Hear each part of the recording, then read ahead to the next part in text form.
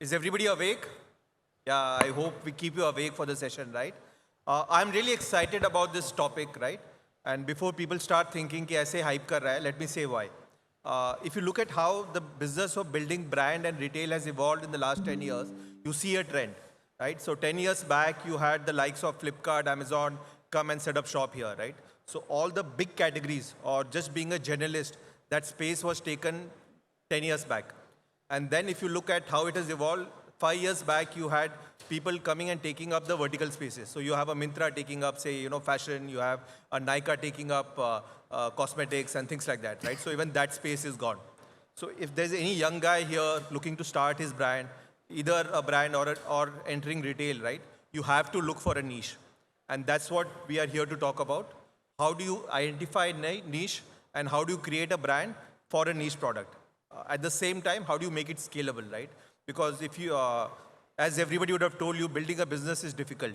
So, जब पूरी मेहनत कर ही रहे हैं, तो 100-200 करोड़ का brand बना के क्या फायदा? How do you create a niche and how do you ensure that it is, say, 1,000, 2,000, 5,000 crore brand? We have a very diverse panel here. We have people from the food industry, people who are running hypermarket, rental, you name it, and we have them here. So I'm really looking forward to the session. I'll start with Aanchal. Aanchal runs a fashion rental company, and my first question to you, Aanchal, would be around this stigma. I still remember watching movies earlier, right? And वो लोग सब बोलते थे कि भाड़े का suit पहन के आ गया है. So in India, people in the upper middle class and the rich class, they're averse to the whole idea of renting fashion. How did you break that? How did you create a business around renting fashion? So for us, of course, it's almost a decade-long journey. It's a mindset change business. When we started Flyrobe 10 years ago, the idea wasn't people are already renting garments in India. Let's just tell them to come and rent from Flyrobe. The idea was converting the buyers to renters. So we identified the problems. Of course, we say that we are India's first and the largest rental company, but we are not the first ones to be renting garments in India. There were mom and pop stores renting in their own way, and we identified the problem. The problem with the existing rental setup was hygiene, lack of designer clothing, and of course, acceptance was because of these reasons, that there was no acceptance. So the idea was that we need to reach the masses. And how do we do that? We solve the problem of kind of clothing first. It has to be a designer wear. It has to be absolutely new. Like we created stores which were very inviting. You enter a Flyrobe store or you enter any other designer store which is for selling, buying product. It's the same situation. And I have these very raw examples that I always give in that, we use hotel rooms, right? Are we the first ones to be using those rooms? That's the most personal thing, that you living in a bed where somebody slept, you're using the washroom where people have been using it. And over years, our user base has changed. I would say 10 years ago, our users were aspirational. Okay, fine, they can't afford, that's why they are renting. But today, that has gone. People can very well afford to buy these clothes, but the idea is that not to waste money. One-time use, fashion changes, we don't have storage spaces. And for us, at the moment, we're doing the occasion wear category, which is highly expensive, completely one-time wear. So today, the youngsters, they can go burn 20,000 rupees in a bar, but they don't want to own outfits that they will never wear again. So that's the journey for us in 10 years, I feel. Okay. And one important aspect I definitely have to add this on, that for us, we understood that, to convert this segment to try rentals, we have to hit the market with the influencer strategy. So for us, influencers and celebrities have been the top way of reaching the market. Now when Alia Bhatt thinks that rental is cool, or when Sonam Kapoor talks about it on Karan Johar's show openly, that hum pagal thodi hain jo itne mehenge kapde kharidenge, all our clothes are borrowed, then that makes a difference. Sure. I would bring in Arun here. Arun, he has spent a lot of time with Bata before moving to Wildcraft, right? So when I think of Bata as a kid, right, Juta matlab Bata. That's the only shoe that you could afford and that's the only shoe you could wear. So it was as massy as it can get. right? कि जूता पहनना है, brand चाहिए तो बाटा खरीद लिया. From there to moving to a brand which is more adventure, more niche, right? How has the journey been? What are the things which have been different? Okay, so I think it's been a very big transition. You rightly said, "Juta hai matlab bata hai." So you don't need to tell people what you do. You don't need to tell people where to come if they need a pair of shoe. So the previous company I was working with, Bata, has a TG from a 2-year-old to a 100-year-old probably would need a pair of shoes. And you just walk into that Bata store. A very wide TG, a 100-year-old heritage, a 100-plus-year-old heritage, a very high level of awareness. So I think it was just about being at the right place and people would walk into a store to pick up a pair of footwear whenever they needed one. Cut to where I am today. Wildcraft is a very, very niche brand focusing on a segment of people wherein we just don't sell products, we sell a solution to their need state which arises out of an interest for a certain activity. So what we do currently as a niche brand is not just sell a product, but we sell a solution. So the transition is when you sell a solution than a product, the level of convincing you need to do to a customer, the level of confidence that you need to instill into a customer, because this is not just a guy who's coming to buy a product, he's coming to buy a solution. So he's well read, he's well aware, he's more informed, he's well traveled. So people who walk into a Wildcraft store probably know as much about a product as the sales staff who's standing there to sell it to them. So the guy needs to be much more aware of the product than the customer, if not, say, more than him. So I think that's one big transition that has happened, that the focus on people who are selling as your assets and not just product being the core of your brand. The focus on convincing a customer that you are the right choice for them over something else. The focus on making them believe in your product and your solution that will continue to be with them throughout their adventures and ups and downs. I think that's been a big transition from working with a mass brand to working with a niche brand, because the TG shrinks as you move from a mass to a niche. So when the TG shrinks, the effort that goes into selling to a smaller TG to ensure that your business keeps growing, I think that's very, very high, because that same smaller TG brings repeat business to you. It becomes your brand advocate if they are convinced about your brand. So the kind of questions to ask them, the kind of, I think the attention to detail that you need to work on with such a TG, which is very, very well read and very well informed, I think that is what differs from a mass to a very niche brand. I think so that's been one change in approach as to how do we approach a customer, how do we work towards making him happy and making him convinced and confident about using your product. I think that's a big, big change from a mass to a niche is what I've seen. Sure. Guys, feel free to kind of chip in, right? I don't want it to be like one-on-one. Anyone can pitch in any time, right? Agnes, you are almost selling, dal atta of fashion, right? Leggings is as much of a commodity as it can come. How did you think of creating a brand in this space? What have you done? What has been your experience? So when we started Demosa in 2016, there are a handful of brands who was focusing on bottom wear. So Go Fashion is the only brand which was there. They were focusing on only legging, all cotton. So when you looked at quality and pricing, we saw an opportunity to do a viscose, which is much more sharper, much more durable product. That's how we started. We started off as a basic legging brand. But when you start working very closely with the customers, understanding customers' needs, customers asking, do you have printed leggings, do you have pants? Within 2 seasons of brand launch, we actually moved away from just legging to a fashion bottom brand. So, we introduced cigarette pant in 2017. Now it is actually very much in trend for women's. And culottes, 2019 we launched. It's one of our top selling product. It's a very comfortable solution. So the journey has been, today we do about close to 1 million pieces in a season. Only 25% is leggings. Now balance everything is completely fashion bottoms. We are looking at what are the opportunities for women's, which are looking at with more and more international brands coming in. People understand silhouettes. But there are customers where still they cannot reach because of the affordability, because of they don't know how it fits. So our retail presence actually helping them to reach out with a more focused offering on bottom wear. Sure. Vishal ji, आप तो hypermarket चला रहे हैं. I thought that was the most difficult business to do, right? Even people like Walmart and Reliance and everybody has tried and burned their fingers. So what is the niche that you have found? How come you got into this business? What is the different thing that you're doing from, say, a Reliance or a D-Mart or whatever? Yeah, we started in 2015.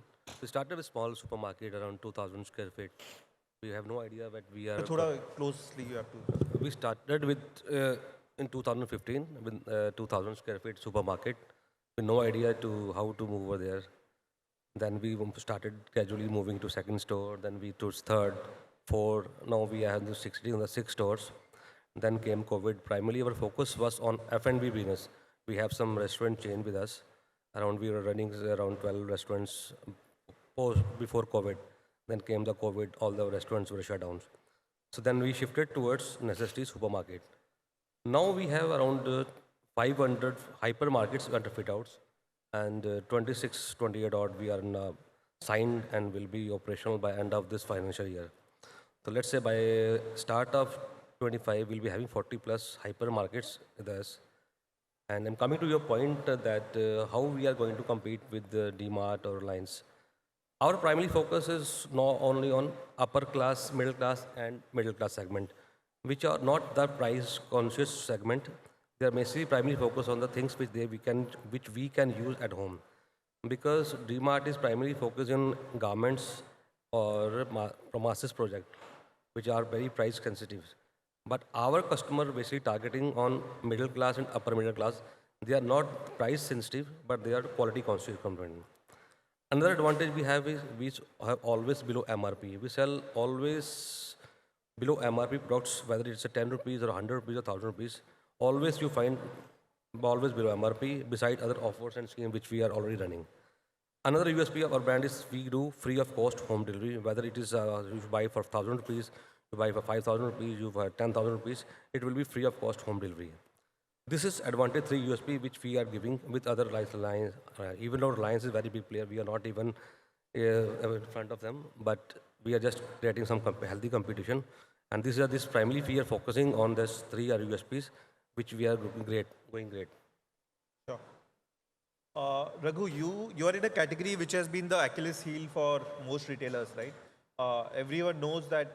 I can't hear you actually. Oh, you can't hear me? Sorry. Yeah, I can't hear you. Okay. Yeah. So I said you are in a category which has been the Achilles heel for almost all retailers, right?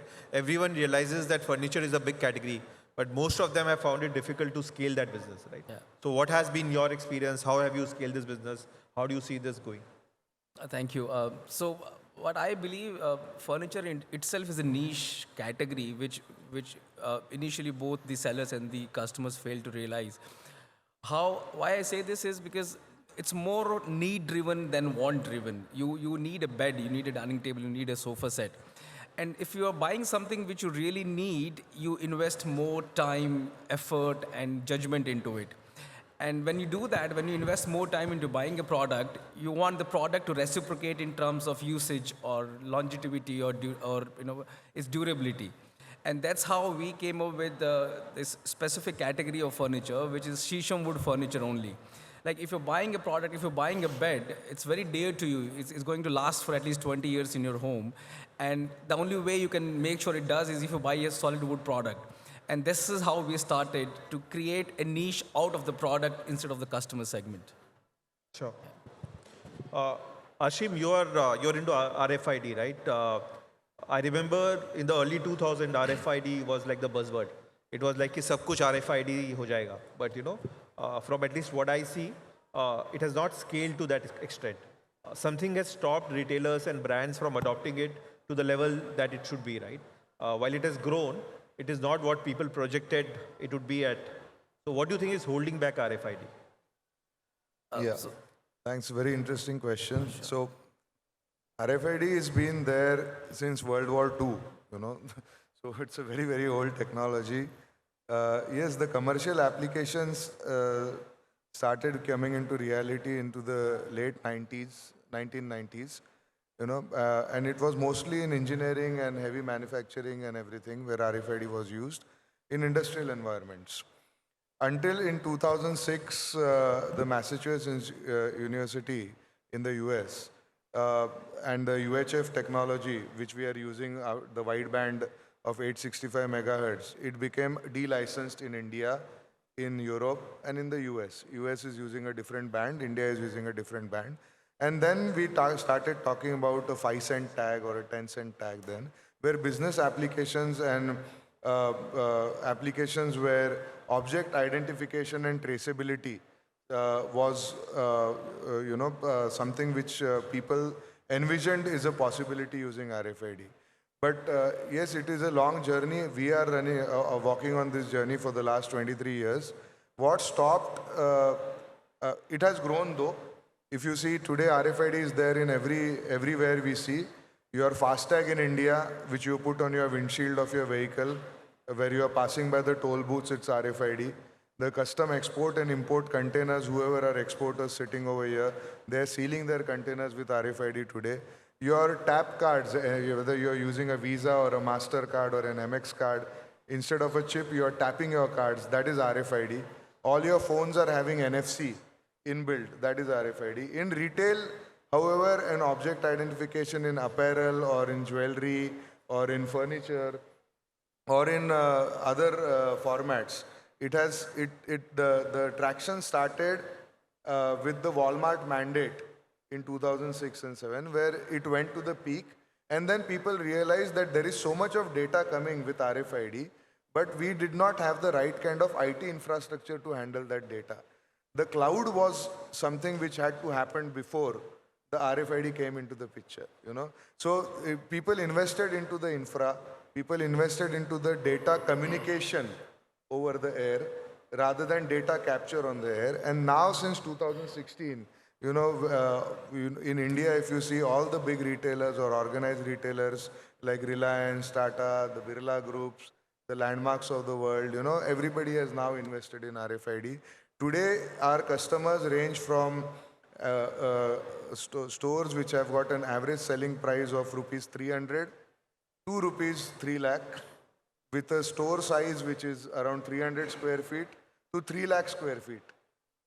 And which stores which have got maybe 10 outlets to around 2,000 or 3,000 outlets.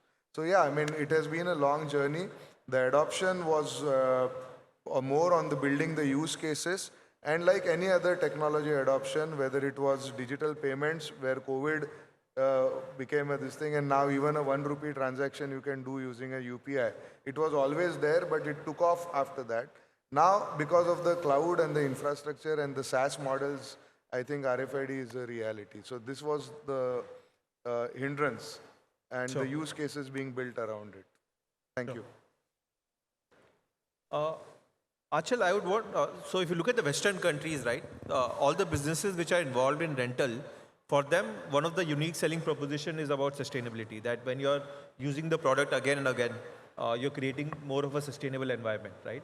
How do you see the Indian consumers being aware of sustainability aspect of renting, and how much of a marketing point or a pull it is for the Indian consumers?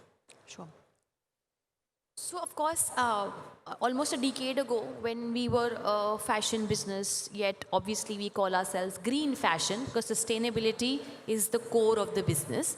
10 years ago, it was more of we spreading awareness about if you take a product on rent, this is how you contribute to saving the environment. And just for your information, the contribution is if you rent a product and do not buy a product, you save 24,000 liters of water by just making one rental choice. That's the impact. 24,000 liters equating it to probably like a small residential swimming pool. So that is the impact that you can create. And I feel post-COVID, awareness has drastically gone up. Reason being that, we've spent a lot of time at home. So we've been cleaning our homes, making sure that, what we have, we use it multiple times. And also that today, I mean, you open any social platform, fifth out of every portal, every news that you say is talking about how the heat wave is struck and what all environment damages we've caused so far. So I feel in this particular space, when we talk about fashion, it's a huge number. Fashion waste is a huge number and there's a lot of debate there.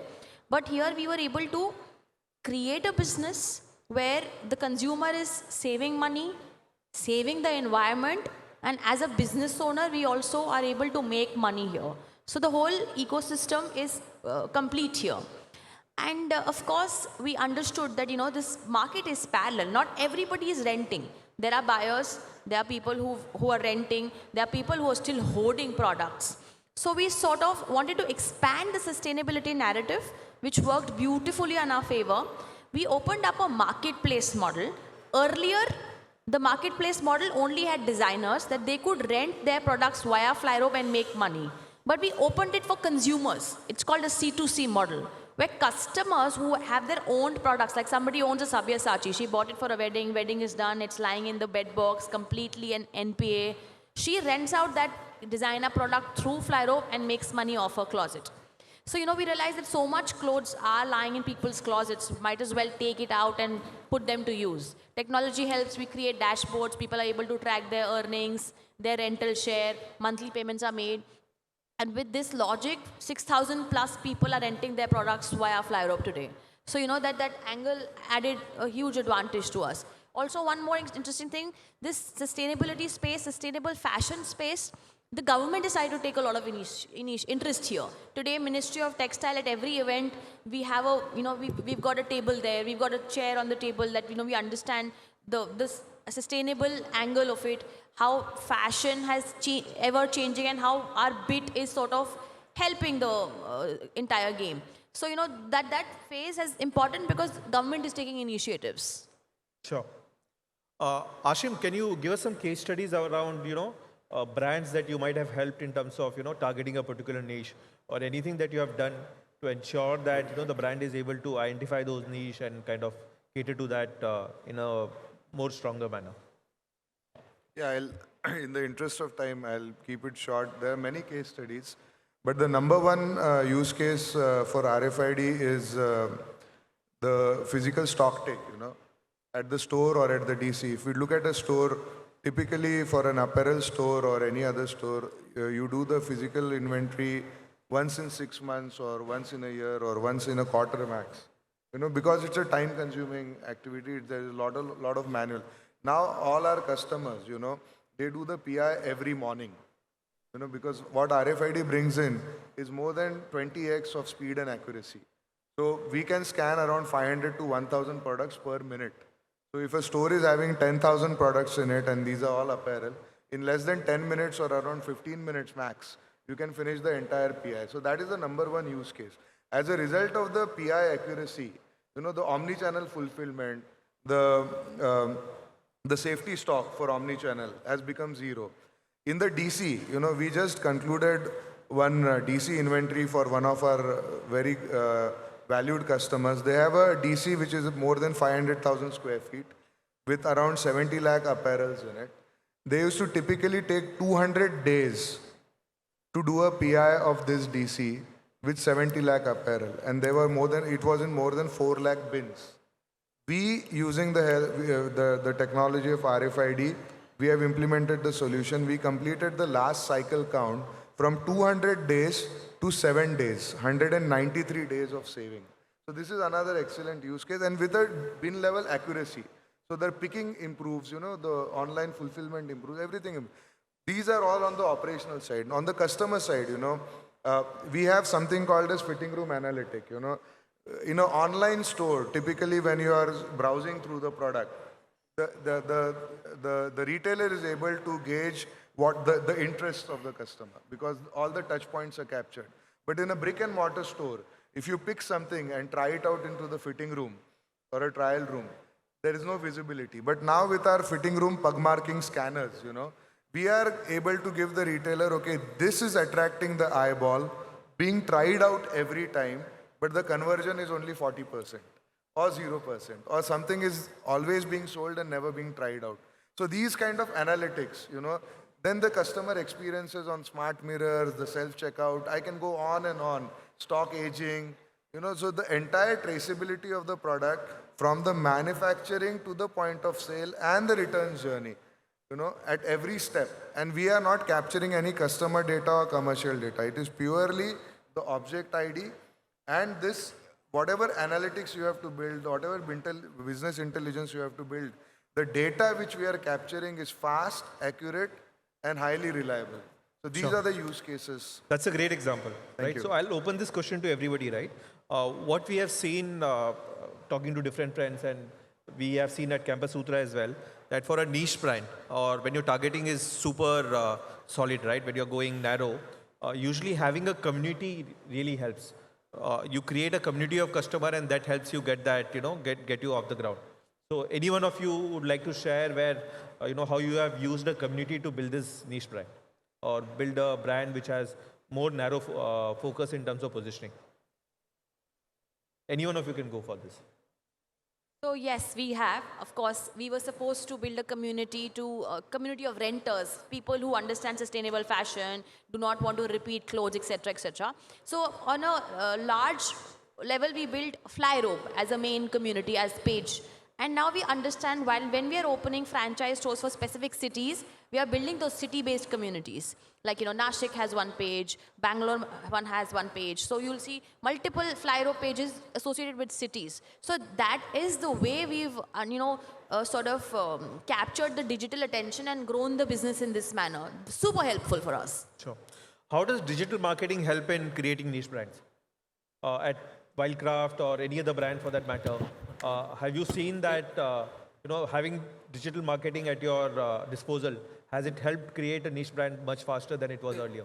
I think it certainly does. I think digital has opened up the market so much and you've become accessible to a customer irrespective of the geographical boundaries that are dividing you from between the brand and the customer today. Just adding to the previous point first, so as an outdoor brand, so for the interest of everyone who does not know what Wildcraft does, Wildcraft is an adventure lifestyle brand which creates products which solve for your need state when you step out of your comfort zone. So we don't want to call ourselves a product company.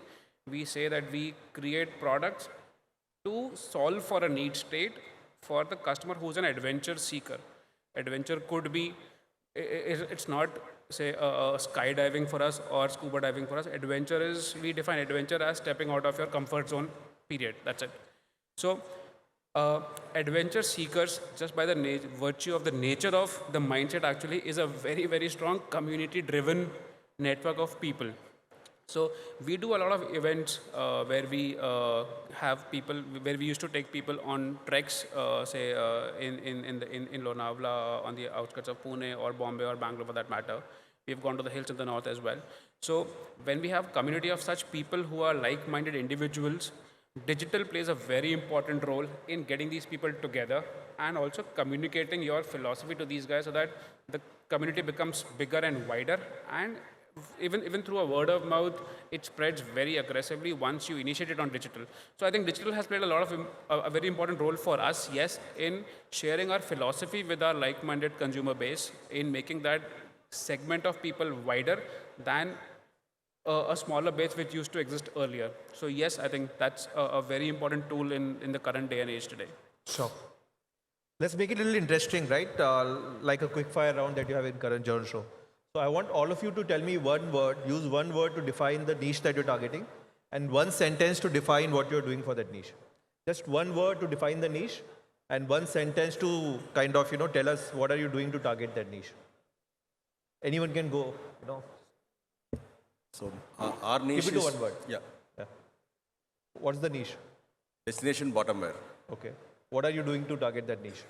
So we are creating more engaged customer portfolio to understand their requirement and keep creating products to be top of their mind if any new trend is coming up. Sentence thoda lamba ho gaya. Next. One word, very difficult. The sentence is, buy the basic, rent the iconic. Okay. Very nice. For us, it's simplifying the operations and enriching the experience. For its value for money and convenience. Value for money is the niche. And convenient. Okay. Okay, for us, the niche is how dear is the product to you and your family together. Yeah. Okay. I think our niche is clearly adventure and outdoors. And because of the type of the niche, at the cost of sounding repetitive, I'll say, we don't create products, we create solutions for customers. That's how we distinct ourselves from the others. Okay. Let's do some future gazing. Again, one sentence.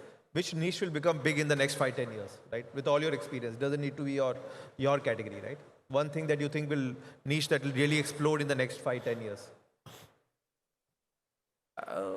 I think active lifestyle as a segment to me, I'm not just saying outdoors, but I think as an overall active lifestyle will I think become a big segment over the next couple of years, I think. In fact, more than a couple of years. Because I think the growing awareness towards health and its benefit, I think is very, very widespread these days. So I think that will become big. Sure. Well, that might not be a very big niche, but I think that's the mindset change that I see happening across these days. I think I hope it's- experiences over ownership. Okay. I think rural retail is going to become big in the next few years. Okay. Something I hope it's furniture and I'll work towards it. And as usual, our business is always there. Yes.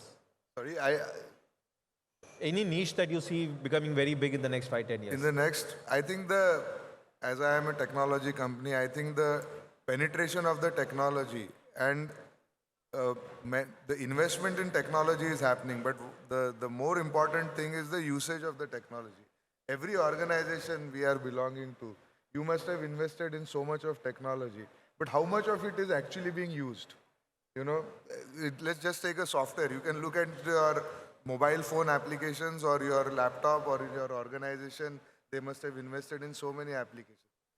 So what is the niche in the coming years we are saying is the technology becoming an enabler in such a manner or in such a simple way that people start using it and start benefiting from it. Sure. Let's open it up. Guys, anything that you want to ask the panel? Mic number 2 and 3.